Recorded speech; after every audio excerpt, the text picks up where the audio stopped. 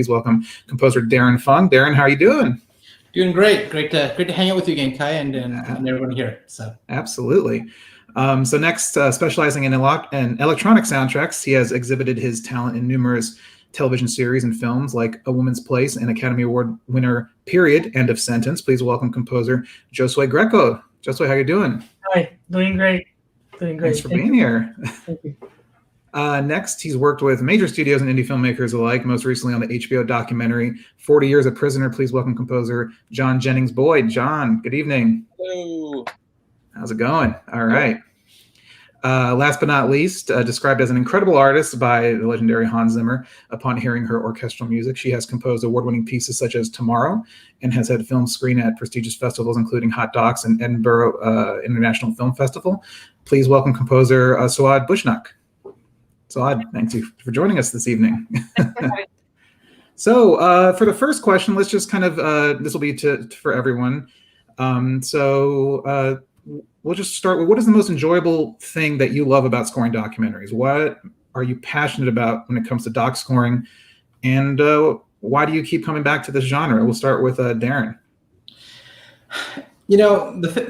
I think, I was trying to think about this question and trying to think of an answer that was going to sound brilliant, but really the thing that I love about documentaries is that sometimes you get a piece of picture, you get some footage there, and it may not be the most spectacular piece of footage, or it may not be, it may be visually stunning, but there's no context to it. And the minute that you add your music, you add your palette to it, like, it just turns into something else. And I think even more so than in drama or in sort of other projects. And like, to me, that those moments are magical. Like, it's just like you play such an important role in keying the narrative and keying the emotional arc of the story. It's really, quite like nothing else. Yeah, absolutely. Let's jump to Josue. Yeah, that's a great point, and I wanted to add to that we're very lucky to live in a moment in history where internet information is pretty much available to everyone. So we've been seeing a lot of indie documentaries, and the documentary seems to be like the way to go for minority to express themselves, and also to talk about social certain topics. There are, for example, like such a specific type of social change, healthcare activism, and the fact that our music can be influential, can be used towards these topics is brilliant and unprecedented in a way. No, absolutely. I think it does give voices to people who normally wouldn't have that in other genres, and of course, more big budget, fictional filmmaking. John, how about yourself? I think my favorite thing is actually just being introduced to new and interesting topics that I just never would have stumbled upon, otherwise. I mean, just for an example, I did a movie a few years back called Fight Church, and it was about underground, like, MMA fighting within churches. Like, I'd never heard of this, and I'm scoring a documentary about it. So, I mean, that kind of thing is like, it's cool because you get to explore the world in a way that maybe you wouldn't have normally. And to kind of tag on what Josue was saying is that, yeah, like the movie that I have on HBO right now, that was one guy and a camera. I mean, and it's opened up a lot of avenues for, it's for everybody to go out there and make a movie and tell a story or bring light to something that has been in the darkness. So it's just a really great time for documentary films, I think. Yeah, 100%. Suad, how about yourself? Well, in addition to everything everyone said, the not so stellar footage that Darren talked about, that's where you feel as a composer that you're really bringing something into this film, the minorities, the topics that you haven't heard of before. For me, something that really strikes me and touches me deeply when I'm writing for documentaries is the fact that these are real people. The characters are real people, and these are their real lives. And it feels like I'm getting an in into their houses, their hearts. And when I compose, for example, a theme for one of those characters, this is an actual person who now has a theme written for them. It's not a fictional character. It's an actual human being who has that. So I feel there's that level of intimacy that comes with scoring documentaries, especially when we're talking about character-driven documentaries, with people at the center stage, that doesn't come with other sorts of, with fiction. So yeah, I feel it's as composers, we play a bit of a bigger role in being part of the story. Yeah, 100%, absolutely. So Darren, let's talk with you for a second. A large body of your work has been dedicated to scoring natural history documentaries, in particular working with director Niobe Thompson. What is the most challenging aspect of approaching that kind of type of documentary and dealing with stuff like Equus and the Human Odyssey and stuff like that? Thanks, Kevin. It's a great question, and I think for me, especially the natural history documentaries, especially the ones that aren't dealing with human characters like Suad was talking about, is really giving sort of human emotion that we can relate to non-human characters, non-human subjects. The last project that I worked on, A Bee's Diary, it was hilarious because they had this ultra, like the footage is just stunning, right? And they have these really like close-ups on these bees that they've slowed down, and an antenna can kind of move like that, and you're spotting the session, and you have no idea, like, oh, that's supposed to be an angry bee when he's doing that, or that's a happy bee when he's doing that, right? And sort of the notion of just like you have so much power but what you're doing, that you're lending human emotions to things that often aren't human, and so that's sort of the interesting challenge, is trying to make these stories into something relatable for the audience. Yeah, and I mean, I grew up, on Discovery Channel and watching BBC Earth and stuff like that, and of course the features that you work on. And I think also with that, you're also dealing with a lot of scoring motion. I mean, you're scoring movement, because there's not there might be a narrator talking, but you're kind of in the natural world a bit and just kind of observing, and it almost becomes like you're scoring. You're just focused on the movement, which I always fell in love with, like that, with music like that. Yeah. And not to sort of upend a question that may come on further on the panel here, but a lot of time people ask you, oh, what's different about scoring documentaries than from say a feature or narrative or something like that? And I really don't feel that there's that much difference, because it's really at the end of the day, it's about storytelling. It's about finding a good story and expressing that through music, and that's what scoring is all about. So absolutely. Suad, so you just received an HMMA award for your composition and orchestration for Tomorrow, which was performed by the Syrian Expat Philharmonic Orchestra. Can you give us a glimpse into the making of this amazing project, and how did it differ from your documentary and feature work? So interestingly enough, the theme of the piece Tomorrow came from a cue from a documentary that I had just finished. Just like the main theme of it, that had to do with a Syrian child refugee living in Lebanon. And I got this commission from the Syrian Expats Philharmonic Orchestra, which is an orchestra made up of Syrians who left Syria and settled in Europe during the war, but also some of them before the war.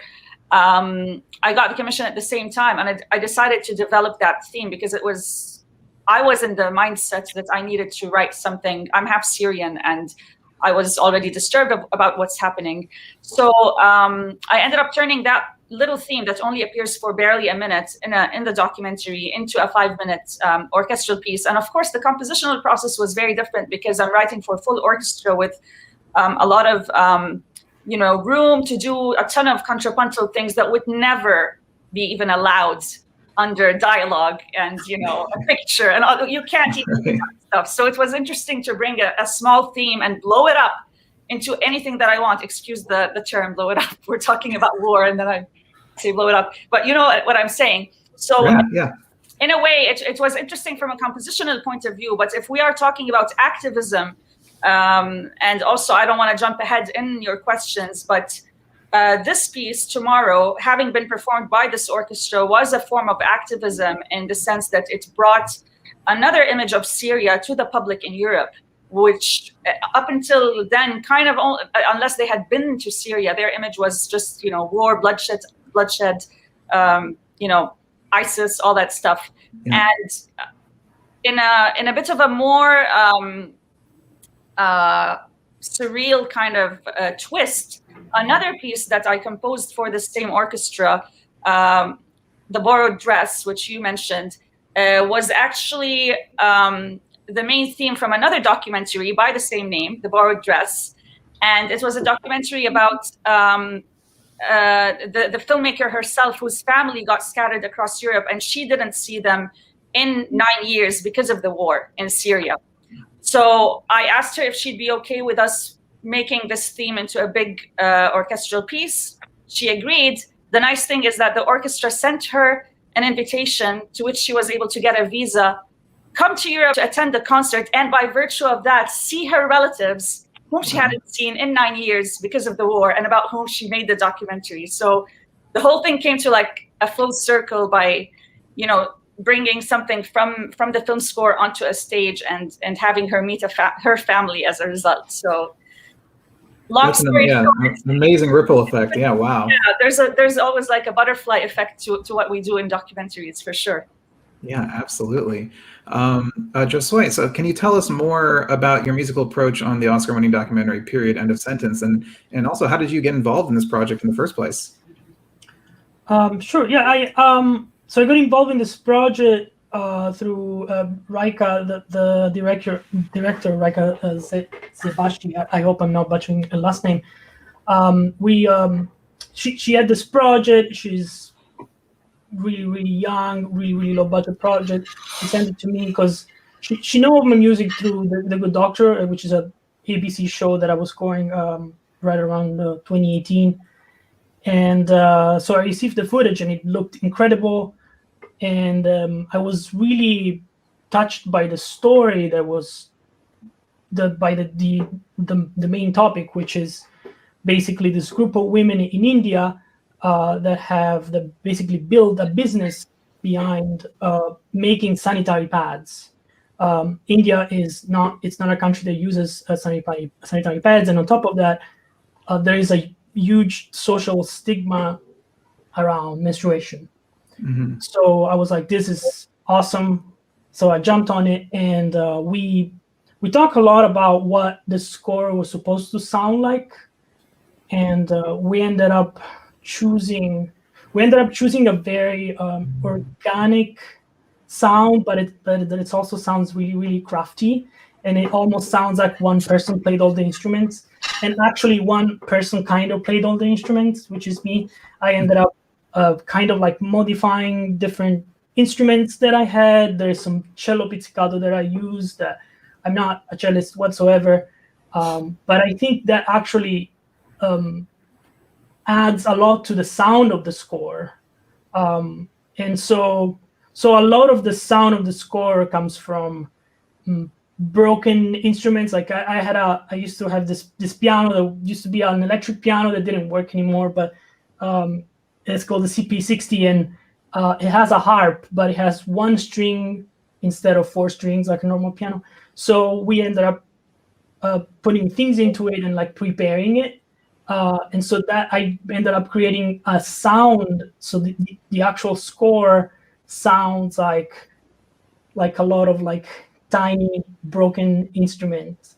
And so that was the idea of the machine. I wanted to like describe with the music the sound of this machine, and that eventually swells into this big orchestral theme at the end, where we finally see these women thriving and their business growing. And so wow, that's I mean, that's a lot. It's just interesting to have to approach that from a musical standpoint. I mean, that kind of topic and everything. John, while working on documentaries that are highly political, like 40 Years a Prisoner, what role does your music play as your kind of director seeks to guide their audience to a specific truth or viewpoint? I know I always hear, I've talked to other composers about it, and they always say, oh, you can't, music has to not manipulate, not be over the top or anything. So I'm curious, like, what your viewpoint is on that. Well, I mean, you do hear that a lot, what you just said, from a lot of composers, but I think it also really depends on what the director and or the producer or whoever is leading, the aesthetic, what they have to say about it. So a lot of times, in my experience, they do want you to have a point of view, and they do want to push an audience in a certain direction, and it's dependent on what the film is. With this film, 40 Years a Prisoner, it was a really interesting process because director Tommy Oliver is a guy I've worked with for probably like 10 years now. And he made this movie over the course of about 3 years. And we've been working on it kind of off and on during that whole time.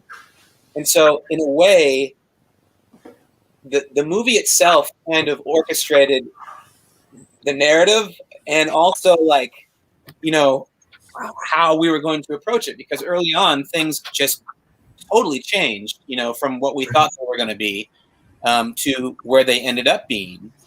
And, you know, I think Tommy kept telling me, this is not sad enough. This is not sad enough. This is not sad enough. And I'm like, you know, how do I make it any sadder? It's like, well, you know, I got to drink like angel tears or something to make it happen. And it just was a process. And I think that, like I said, I think it's revealed throughout the movie. But I also think we have a lot of responsibility to, and I want to go back to something Suad said about how there's a human element, like there's real people on the screen.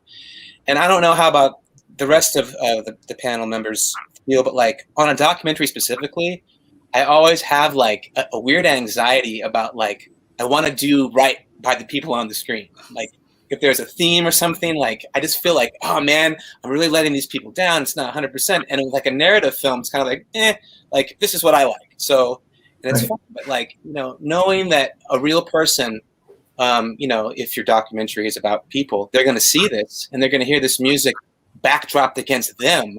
It's like a heavy load to lift sometimes, I think, in a way. And, you know, that also shapes the direction I take things in. And I try to be like, generally, I try to start out subtly with character development. And then if a director or producer wants me to push an audience a certain way, then, you know, you can lay into it. But it's just, it's always a different process. So I guess that's 100%. I mean, yeah, it'll depend on each film different. But it kind of expanding. Oh, sorry, Suad. Yeah, go ahead. Can I add something to what John said? Because they're real people, it's actually a bigger problem if the main protagonist is not good on camera.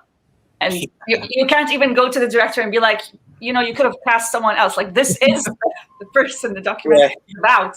And if they are not particularly good on camera or you're not connecting with them, then it makes your job as a composer, you know, twofold more difficult, because you're trying to hang on to something there to make them even more likable to, you know, to the audience. So yeah, it gets tricky, I feel. And the other side of that is sometimes like there's been a few documentaries where I really didn't like the protagonist and I'm trying my best, or, you know, I guess it would be antagonist, I don't know, whatever, the main subject, and you're trying to like, you know, not to make them look bad, you know? So it's one of those kind of fine lines you have to walk.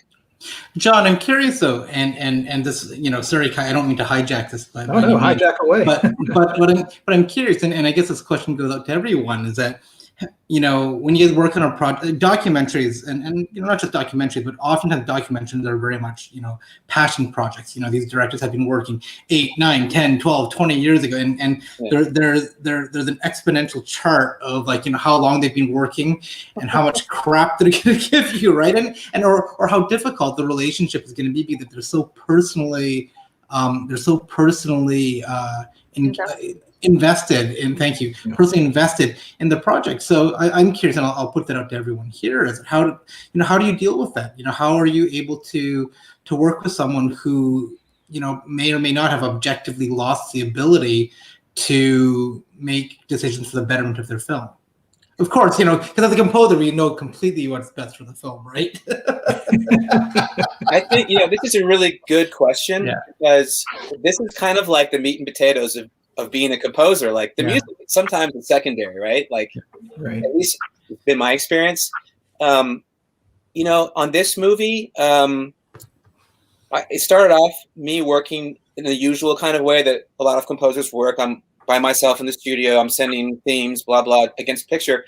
And in the end, Tommy was in my room composing while I was composing behind me almost the entire score. And it was like super stressful. But it was a process that in the end of the day, like it really elevated the movie. And, you know, like my relationship with Tommy is excellent. Like we're dear friends, you know, our kids are about the same age. So, you know, we're social outside of And I think that helps. Like, if you actually like the people you work with, I mean, it's always that's a bonus.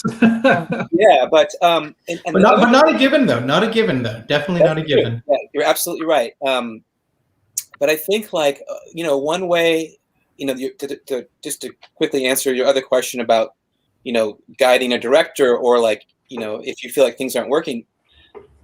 I think, again, it depends on the relationship. But like on this particular film, I just am 100% honest. Like, you know what, this edit's not working for me. Like, can we tidy this up a bit? Like, it's make the music feels weird here, or like, and it's a dialogue. Now, I would never ever try this on a studio film, because that's instantly weird. Like, like talking to something. That's how you get kicked out the door and get exactly. the next person to come in. Yeah, it depends on the relationship. So I don't know. Maybe you guys have some other different experiences. Yeah, Suad, Josua, you have anything you guys want to add? Yes, I try to be diplomatic when I give an opinion, but I've never been, told, why did you give us your opinion? I feel directors are very thankful, because they consider us fellow creatives, and we are coming with a fresh set of eyes. And, as someone who will write the music for this specific cut, if it's not locked yet, or even if it is locked, it's never locked.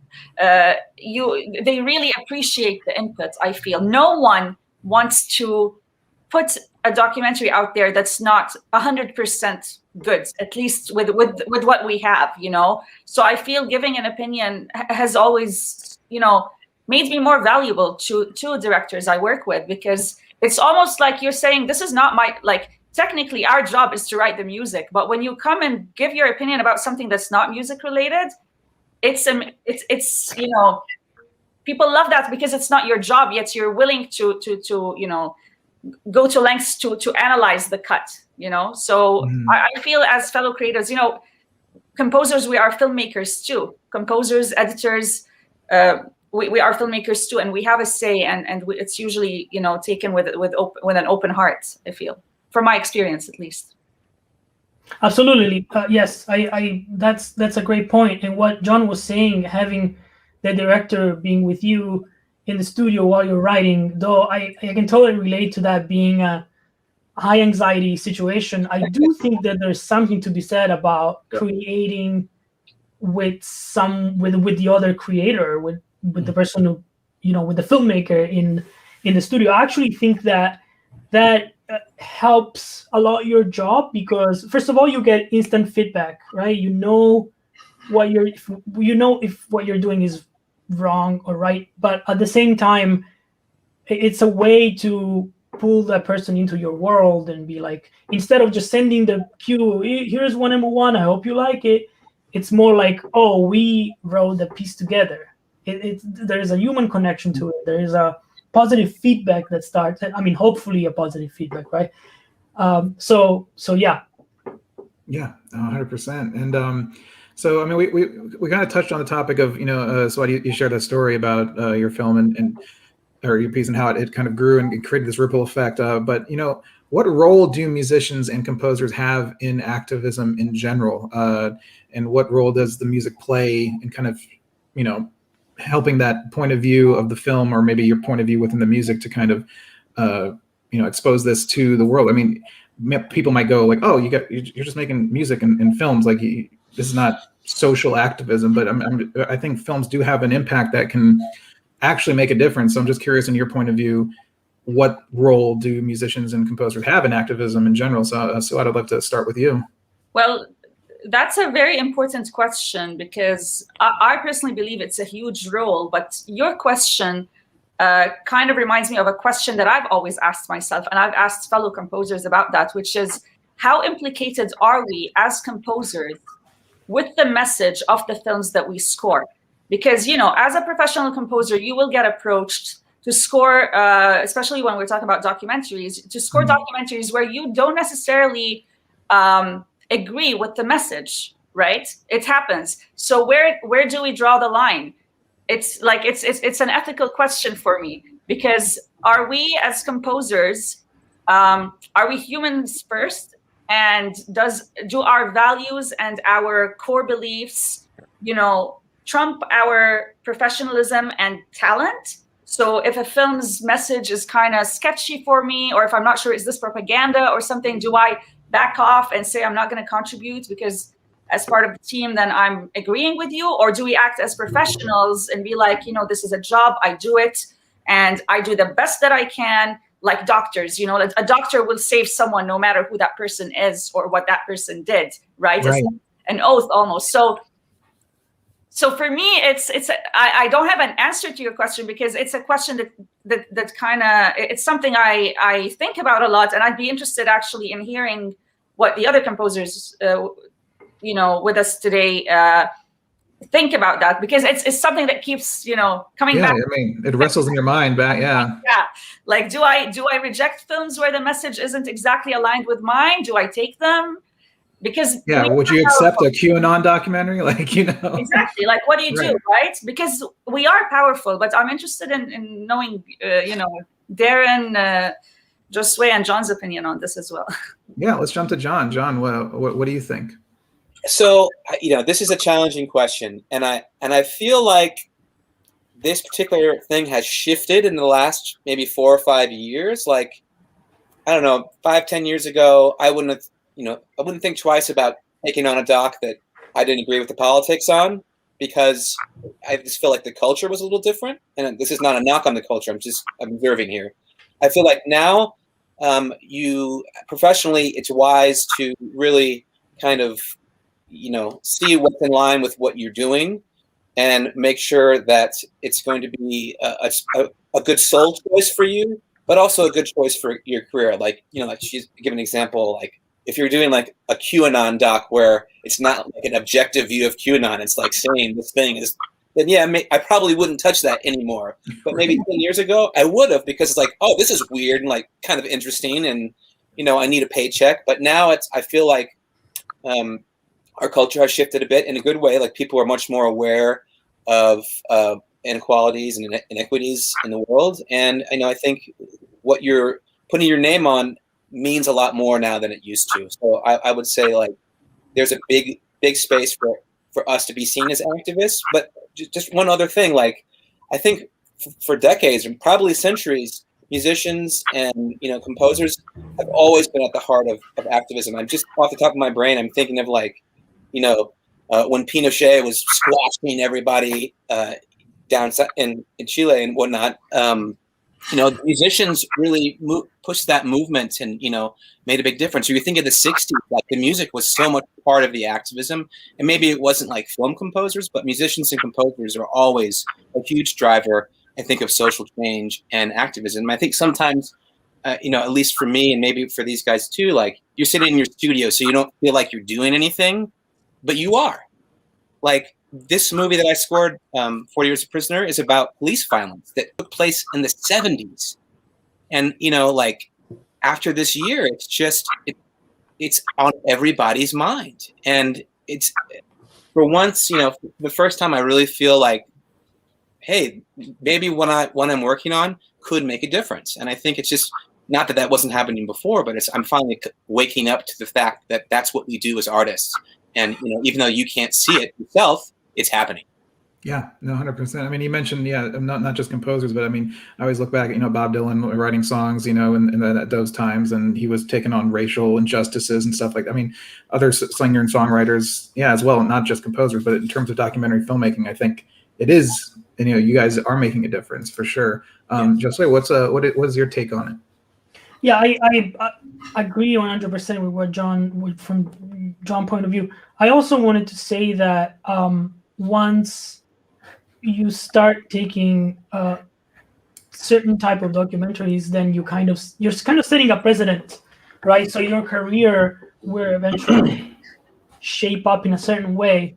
And I do understand the feeling conflicted that Suad was mentioning before, but at the same time, I have experienced this firsthand, how much my work has influenced certain films that have gone to become, for example, the Oscar-winning Period of Sentence. And there's this other movie that I worked on, which is on Hulu right now. It's called A Woman's Place, and it's basically about women in the food industry. and how hard it is for women to get an in as a chef, because it's a male-dominated industry, and the fact that me as a male can help the culture it's huge, and it's something that it's something that I think, as John was saying before, musicians has always been involved in. Even the musicians that have never really explicitly expressed politics, and we've seen this in the last 4 years also. Pretty much all the musicians of of a certain level have expressed their position towards the previous administration. So I think yeah. So what I'm trying to say is that we as composer right now nowadays do play a big role in social and culturally relevant topics. Yeah, absolutely. Darren, what's your take on it? It's a tough one, because I think that like John mentioned, 5 years ago, it was probably more about of course I'm going to do that job. QAnon. Of course I love QAnon, because you know what? Yeah, I gotta pay my rent. But on the other hand, I think as a composer, if you're gonna write authentically, you have to be able to connect somehow to the characters, right? And I don't think that connection necessarily has to come from sharing a political view, but you have to maybe share whatever emotion, you have to be able to relate to them emotionally, right? So maybe you're not relating to someone's political views, but you're relating to their emotional struggle in terms of how they're trying to get their message across, or something like that. And I think that there's different ways of connecting to a message. Now, the other thing that you have to do is that, the other flip side of that is that, do you want to be affiliated with, that whole branding thing, right? Do you want to be affiliated with something like, or do you want to lend your talents to something that is going to, that's just going to feel so wrong? But I think that if you can't authentically connect to a story, to a character, if you can't authentically connect to something, then I just don't think it's going to work. And just, from a career perspective, it's a bad move, because you're not going to do your best work. But then also, do you really want to be connected to that as well? So yeah. 100%. So kind of shifting a little bit, still an important topic, but we're talking about diversity in your profession and in Hollywood in general. Given the current events and, of course, the need for greater representation of diverse voices, when you're looking at the upper echelon of composers, and, of course, not just composers, I mean, people, just directors, everybody, it's kind of a white male world. What can the creative community in Hollywood do to support kind of this ushering in this change and promoting more diverse voices and diverse viewpoints and diverse composers and diverse writers? Darren, we can start back with you. I think if you were to ask this question to me 5 years ago, I would have said, as a person of color, I didn't want people to hire me only because I'm a person of color. I think that I would want people to hire me because, I write great music, I'm a great team player, blah, blah, blah, blah, blah, blah, blah, right? I think you fast forward now 5 years with, Oscars So White and everything like that. You really do see that people are struggling to get in there. And I used to be completely 100% against sort of as everyone likes to joke, the diversity hire, right? But on the other hand, just the last project that I was on, it was Lifetime's first all, Asian American sort of cast, and they were looking for an Asian person to round up the composing thing. And I would have never gotten the gig if it wasn't for that. And I think that, if it's not for sort of proactive moves to kind of go in that direction, I don't see us making moves towards having the people who tell these stories accurately reflecting what our communities look like. Yeah, 100%. Jiosuè, what is your take? Yeah, that's a very good point. And I think this is, as you just mentioned, Darren, this is something that it's happening. This is something that is already happening. Musicians have always collaborated in a way. So if you think about it, even Miles Davis, there wouldn't have been a Miles Davis without Wayne Shorter, without all those guys that gravitated around him.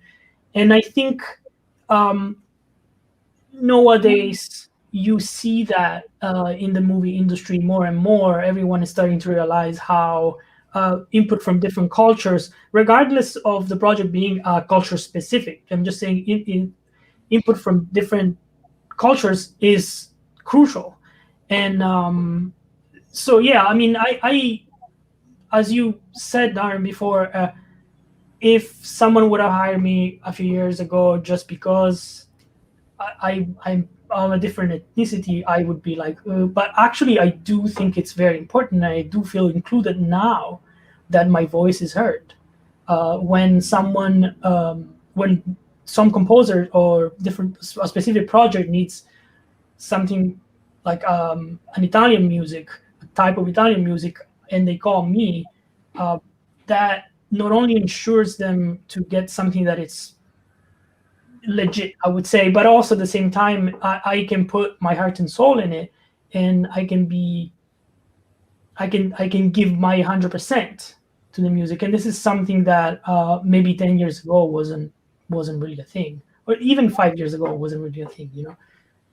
Yeah, it's happening quickly. I mean, there's still so much room to go. I mean, we're nowhere close, but everything, it seems to be moving at a quicker speed and everything. And I think I'll touch on that maybe a little bit later. But John, let's take your perspective on it. Yeah. So I think it has to start at the top, obviously, and we've seen some effort from some of the main studios and streaming places to have programs that are bringing in more diverse voices. And I think that's all great. As far as on my own personal level, like, I try to, if there's a topic that seems important, then I will consider it much more, even if there's not maybe the amount of money that I would have liked or something like that. And also the people that I work with, they're all pretty diverse, and that's not, I mean, I guess not necessarily by design. It's just kind of how things worked out. But if I, I think that's a great way as a composer, if you could bring some diversity in that way, if you're in a position to hire people, it's a hard topic for me as the white guy in the room here to try to say, like, but I don't want to just have no opinion at all. And I think it's really important for, everyone to listen. That's one thing that I've been really trying to do the last couple of years, is just listen to what people have to say. If they have a different opinion than me, or if, there's a diverse voice that maybe I haven't heard, like, listen before I open my mouth or anything like that. So I'm not sure if that was helpful at all, but no, I mean, it's important, because I just interviewed a friend of mine, Anthony Willis, recently. He just composed "Promising Young Woman," which is it's a fictional drama, but it's about toxic masculinity, and it's written and directed by a female director. And we just had a big conversation as two white males, like, how was his eyes being opened up about it, and working on the film with her, and putting himself in that position and seeing it through her point of view was awakening. It was an awakening, it kind of, raised awareness and everything. So I think, just because you're white and male, it doesn't exclude you from this movement. I think you should actively participate in it as well. But Suad, I want to get your take on it as well. Yeah, I mean, John, diversity means you are there, Giosuè is there, Darren is there, I am there. It doesn't eliminate the white male at all, and right. So it's just having equal opportunity for everyone. People are not diverse, institutions are diverse. It's looking at our panel, this is diversity, because we have what you would see on the street. When you walk on the street, what do you see? And there are a lot of efforts happening right now in Hollywood. So you have the Alliance for Women Film Composers, for example, that's doing a great job, in my opinion, in advocating for women composers. And there's the Diversity Collective, Composer Diversity Collective. There are things happening, which is great. For me personally, it's always a question of, same thing as Darren. I never want to be hired because, we need to fill in the woman box. Let's go find a woman composer. I want you to hire me because I'm going to get the job done and I'm going to do it well. At the same time, you kind of have to want this box to be there, because if it's not there, what are my chances of showing you that I can get the job done, right? So it's like a double-edged sword. Like, on the one hand, you don't want to fall into the tokenism trap. On the other hand, having these criteria there kind of helps get people who are talented to get a chance at the bigger film, the bigger project, where they can actually showcase what they can do. which otherwise might not be possible. Are we there yet? I don't think so. I think we are starting to move there, but I feel there's a good movement in Hollywood. And even like with the Hollywood Music and Media Awards this year, if you look at the list of winners, it's really diverse, and that's nice to see. A lot of young talent, and people are from all over the world. So I feel things are moving in the right direction, which I'm a positive person, and I'd like to think that.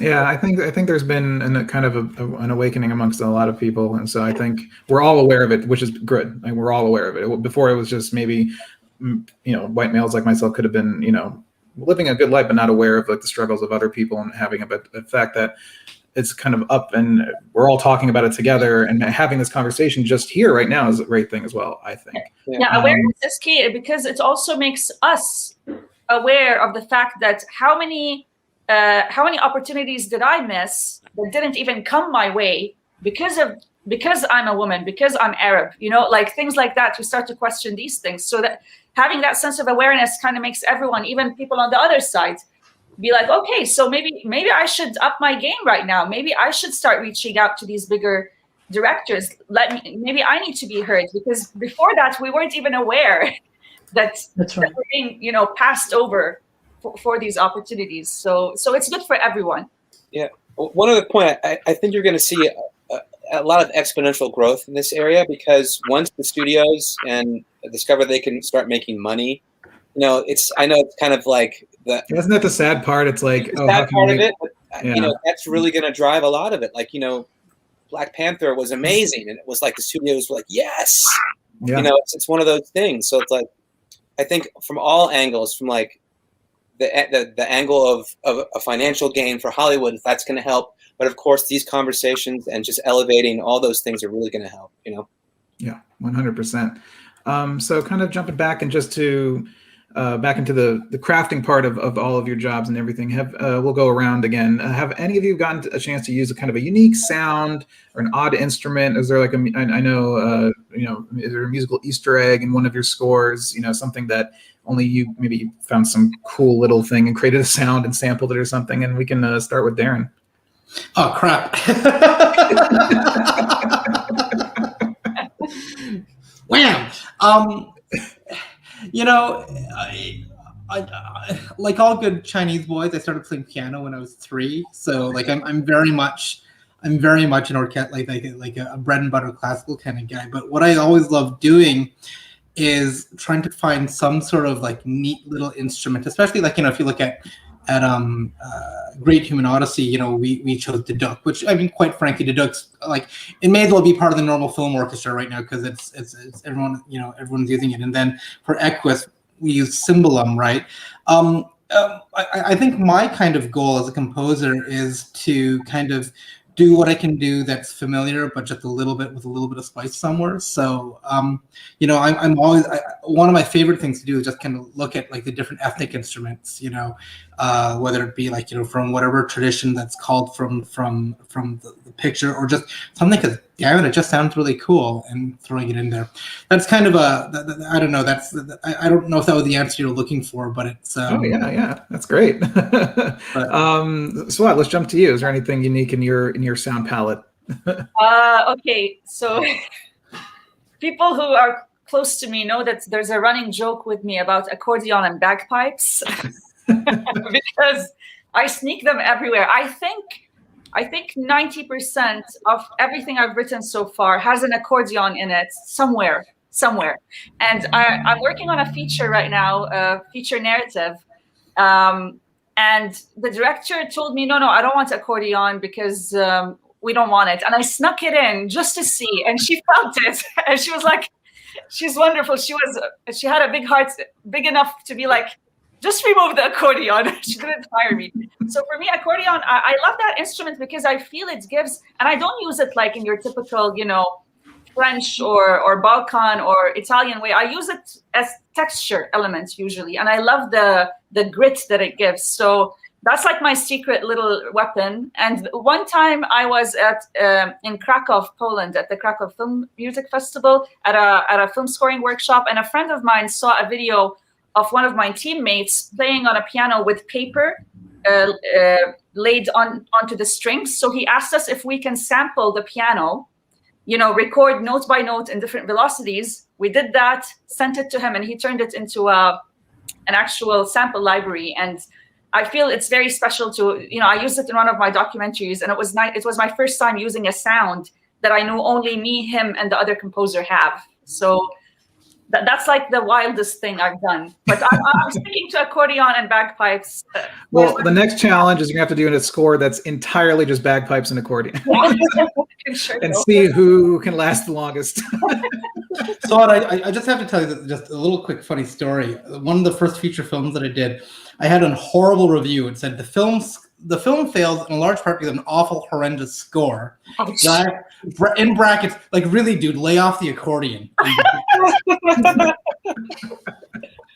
Oh my God, there are many accordion. The number of accordion jokes I see on Facebook, like, I unfriend those people sometimes because I feel it's such an underestimated instrument. Really. Yeah. My laptop is actually on my accordion case right now. That's what I'm holding up. Oh my God. John, let's jump to you. What's your secret weapon in your palette? Unique oddities in there? Yeah, well, yeah. I mean, I think going back to what Darren said, like, every movie you try to, have one thing that maybe is a little different than the last thing you did. But so last year I did an animated version of Mortal Kombat for Warner Brothers, and that's a classic video game that I'm sure many people are aware of. And one of the things that my co-composer Eric Hajik and I did is we took, and maybe I shouldn't say this, but we took some of the original sound effects from the 90s version of the game, the punches and stuff. Yeah. And we made some percussion instruments out of them, and we made some cool synth patches. Obviously we really manipulated them so we wouldn't get any kind of legal trouble, but that's in the score as perk, but you would never know because this sounds like a drum or like a ticky ticky or something like that. But it was for us, it was fun. No, that's awesome. That's a great little Easter egg. Jiosuè, anything? What are you hiding? Mostly accordions too. I didn't want to mention accordion. I really didn't want to mention accordion in this conversation, but actually, it's true. Accordion just works very well for so many reasons, for so many technical reasons. Because it sounds like an organ, but it's not an organ, and you can get so much. So accordion is great, but I do. So here's the thing: I like playing instruments, but I'm not a good musician whatsoever. So what I try to do is to modify instrument, alter instrument, and sampling them, but even not necessarily sampling. I can just play them. For example, I have this marimba here because I'm working on a score right now. And instead of hiring a percussion player, I decided I'm just going to get a marimba off eBay, right? Why not? And actually, I have to say, I also got a bass clarinet, which is just sitting over there.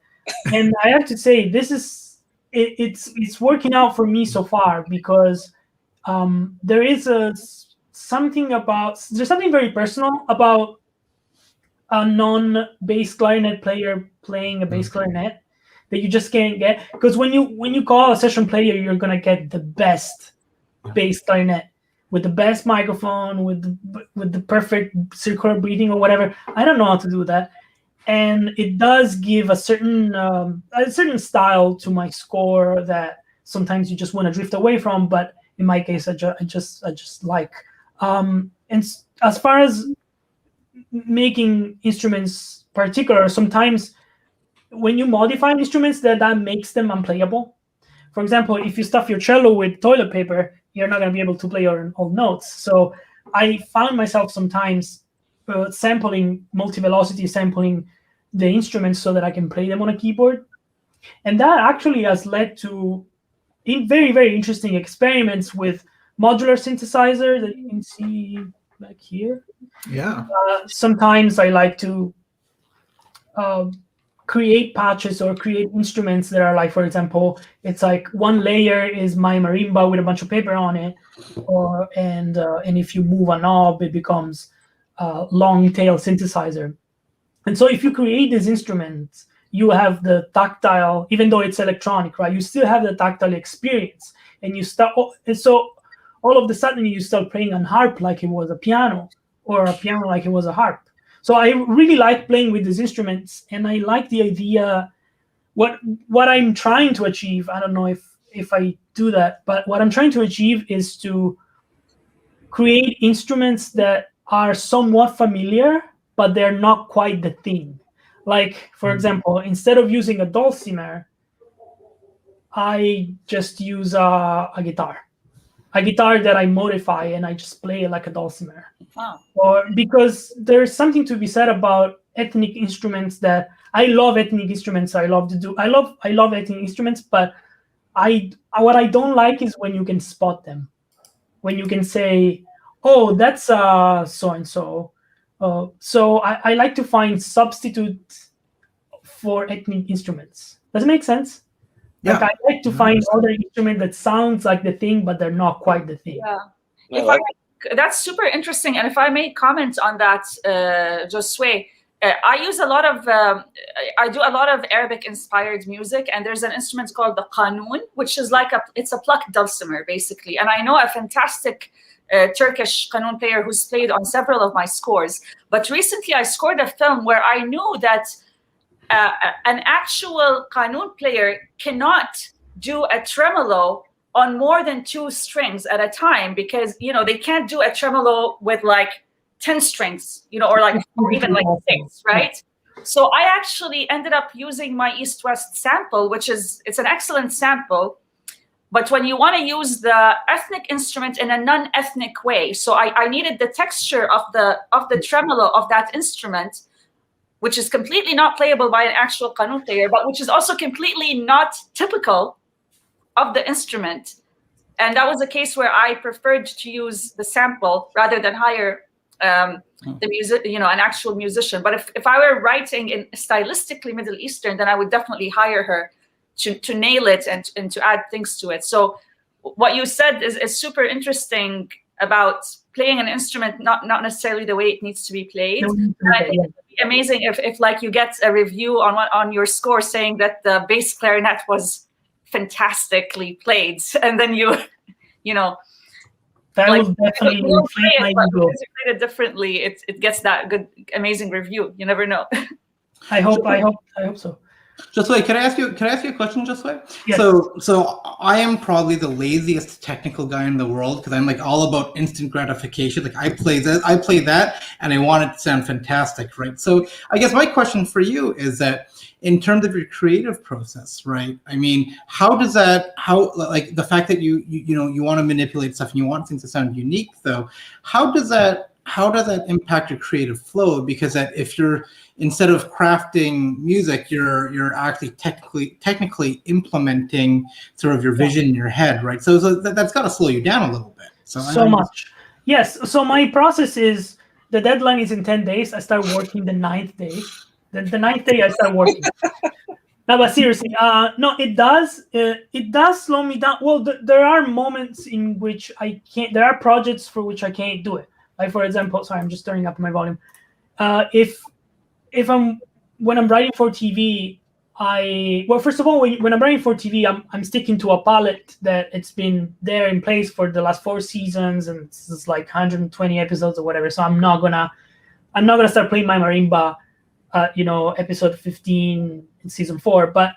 But I find experimenting so much more helpful than sitting on a piano. I'm not a piano player, but I'm relatively proficiently on piano, and piano itself, just as any other instrument, has its own limitations, in the sense that, for example, sometimes I am trying to write a specific type of marimba or plucky instrument or belly instrument, and if I have in front of me the keys, like I have it right now, it's immediately gonna give me, I already know what I'm gonna do. Does it make sense? Like, because you know yourself, you know what you can play, you know what you can't play, and when you're grabbing an instrument, you know that you're gonna play G major, you know that you're gonna do certain things because your fingers just go there. If I stand in front of an instrument that I don't know, I am kind of forced to go like, and that is I find that is eye-opening for me. So it does slow me down, but it is really worth it at the end. Because what I'm trying to do is, sorry, I was just gonna finish. What I'm trying to do is, as I said before, I'm not a great musician, but I want to break that limit. And the only way for me to break the limit is unlearn. It's trying to do stuff that I wouldn't normally do. That's why my synthesizer is so cool, because the synthesizer doesn't have any keyboard on it. I just plug thing and it just goes crazy. And I have to find a way to harness that power of the craziness synthesizer. I thought I turned that off. I'm sorry, you guys. Darren, what are you doing? I feel that, like, I know a few composers who do what Giosuè does in terms of experimenting with sound and all that. And I feel that people like myself and Darren, who come from the classical piano background, where we studied classical piano and then we studied composition, you know, like we come from the orchestral classical background, we want that instant gratification where we want to hear the melody after an hour of sitting down at our workstation. We want to hear the orchestration at the end of the day kind of thing. And I feel it's like our minds, even our brains work differently. I don't know if you agree with me, Darren, but like I had to struggle to thin down my scores, to remove notes from a melodic line, to make it less, you know, to make it more sparse, things like that, which I have composers friends, for them that comes super easily. They know that the scene needs one note. It took me years to learn that. And to unlearn, as you said, like to unlearn that you don't have to have a melody that goes up and down and all that kind of things to have a great score. Yeah. So I feel that previous knowledge kind of limits us a bit in how we, or it's not limiting, it's just a different approach to scoring. Yeah, I think what you just said actually, and maybe I'm wrong, but I feel like what you just described, which is removing notes from a melody, that actually it's a symptom of, I think, at least in my opinion, it's a symptom of growth as a musician, as a composer. Like, I feel like we might interpret that as learning something, but actually the moment you start removing material from your score is the moment that you're growing. At least that's for me. Maybe not. I don't know. I don't know what I'm doing, guys. I don't know. Do you guys tend to write away from this, like the screen a lot? Like I see Darren has his nice, beautiful piano in the background. Like, do you do a lot of your writing just at the piano, away from this movie, or?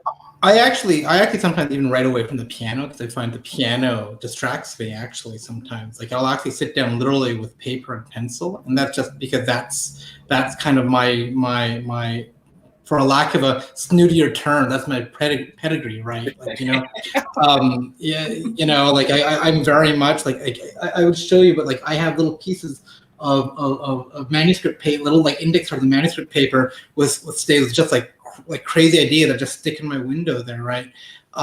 Because I do find that and listen, with the advent of Facebook and like Giosuè, I am very much like day 1, day 2, day 3, day 4, day 5, day 6, day 7, day 8, day 9. Oh crap! Day 9, I have to do this, you know, and then like, you know, I'm very much procrastinating, right?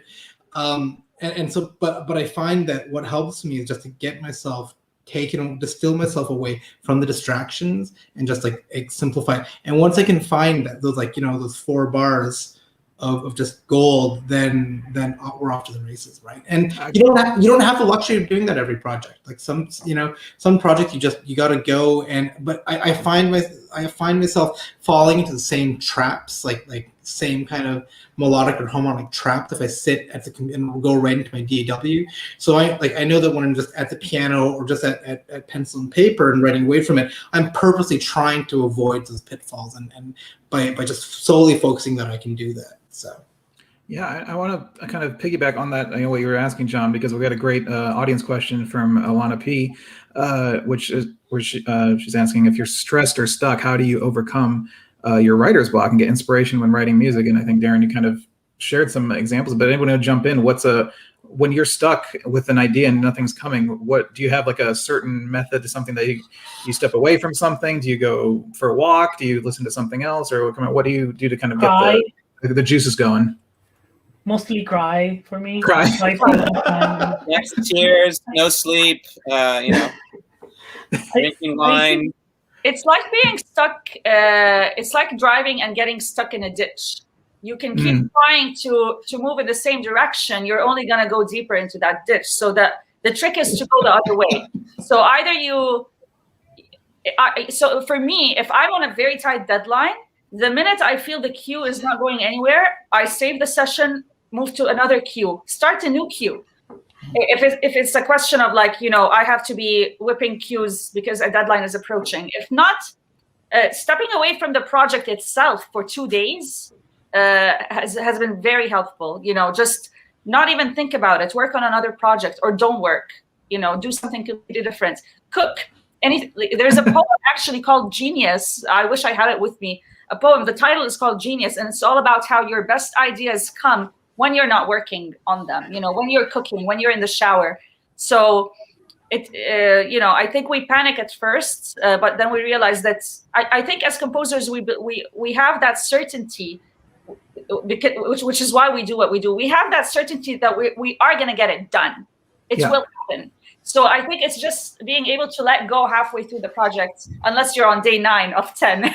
Like, okay, I can take 2 days off, because these 2 days off, when I'm back, my efficiency and my creativity will be tenfold. So just trusting that process, I feel has saved me a few times. Yeah, one of the things that I come up, it's hard for me is like, I'll be liking what I'm writing, but it's just not working for the screen. It's like you have to sever that emotional connection to this thing that you like, and you just gotta throw it away. And it's like throwing out a child. It's like, it just kills you to do it, but it's one of those things. But why would you throw it away? I usually save it. Great idea, don't delete, and then I put it in a folder of ideas that will not go anywhere for a while. Yeah, I don't know. I mean, sometimes I'll bounce it out, but most of the time it's like, I've got, it's the 9th day before the 10th, and when things are due, and it's like, I gotta just get this done, and it's like, you gotta just throw it away. It's an idea that everybody has ideas, right? Just grab one out of the sky. There it is. Yeah. I've heard from both sides of that. I've heard some composers say they hold on to every idea because that's a nugget of gold, and they'll see if they can, maybe repurpose that or grow and expand on it. And some composers are like, I wrote that for this, so I don't want it to be anywhere else, and they'll just chuck it. And I've seen kind of both sides of it, and I think I guess comes down to personal preference, I guess. Well, I really like, because I did some production music library too, right? So if something's thrown out, I just toss it into the production music library pile, right? Yeah. But it's great though, because I've been really fortunate to get to do a lot of the library stuff with orchestra, right? So I actually do get to give it the treatment that I think it deserves, right? But I think, like John said, like you have to sever yourself, and it's the hardest thing to do, because you love, it's the most amazing melody that you've written, they're like, this is so good, but the sooner you're able to just cut it off, the less painful it's going to be, right? And because it's tough. So yeah. And I think if I can add something more, there's something to be said about what you just said, that if a cue is rejected, there's nothing you can do, right? So you might as well not spend that much time on it to begin with. I'm not trying to sound like a guy who doesn't want to write the string quartet thing, but if you feel like you're spending too much time writing something, you are probably spending way too much time. Like, if you know, you know. And at least in my experience, I've noticed that sometimes I just invest so much time in writing just the most beautiful string, whatever. And then it just gets very, very easily tossed out. So I've just learned to write as fast. Dan Romer told me this, actually. He told me, just write as fast as possible. It's easy. Just write 20 minutes of music a day, which I don't, right? Because it's crazy. But yeah, 20 minutes of music a day sounds crazy. But I guess what I was trying to say is just write as fast as you can. Yeah. You have to believe that you're good, otherwise you're not going to go anywhere. Just write, and then go with the gut instinct, I guess, just to whatever the first idea is. What bigger motivation than an approaching deadline in a day? You will write probably the best music you've ever written. Exactly. The fastest way possible, because the deadline's tomorrow. So you never know. Everyone, we've come to the end of tonight's chat and tonight's discussion. I want to thank everybody for taking the time to talk, especially about documentary filmmaking, which I think is it really is exploding over the past few years. I think streaming has helped. I mean, push docu-series, documentaries, features. I mean, there's tons on Netflix, HBO, Hulu. Everything has documentaries now. And, whether it's something silly like Tiger King or something more serious, I think people are kind of more saturated with that in their lives, and I think it's a good thing. I think it helps people walk in a mile in other people's shoes and learn about things that they might not even know about. But again, I want to thank our panelists this evening, Darren, Giosuè, John, and Suad, for being here with us today to discuss their incredible work. I want to thank Impact 24 PR for partnering with Film.Music.Media and helping us put this together. And so this is just night one. We got 2 more nights coming tomorrow and on Wednesday. So, but thanks for making the first one fantastic. So thank you, everybody. Thanks, everybody. Thank you. Thanks, Gaia. Thanks, everyone. Great. All right, everyone. And